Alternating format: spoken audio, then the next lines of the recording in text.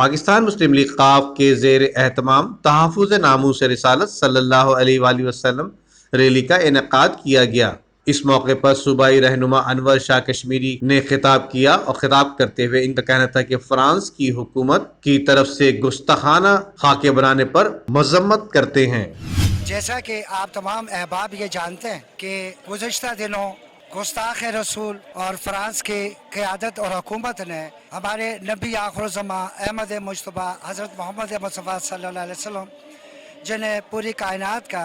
رحمت للعالمین رب کائنات نے بنا کے بھیجا تھا، ان کی شان اقدس میں گستاخی کی جس پر دنیا بھر میں نہیں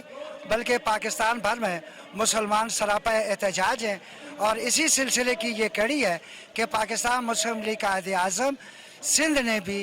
سندھ کراچی ڈویژن نے بھی آج اپنے صوبائی صدر طارق حسن کی قیادت میں اور کراچی کے جنرل سیکرٹری عبدالقیوم خان کی قیادت میں اور لیڈیز ونگ سندھ کی صدر ہما تالپور صاحبہ اور تمام ڈسٹرکٹ اور ڈویژنز کے عہدیداران اور کارکنان نے کراچی پریس کلب پر اپنا احتجاج ریکارڈ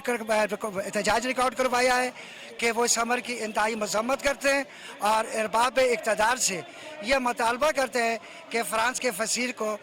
فل اور فور ملک بدر کیا جائے۔ جبکہ اس موقع پر طارق حسن، وطوب آوان، سابق صوبائی وزیر وسیم آفتاب اور دیگر بھی موجود تھے۔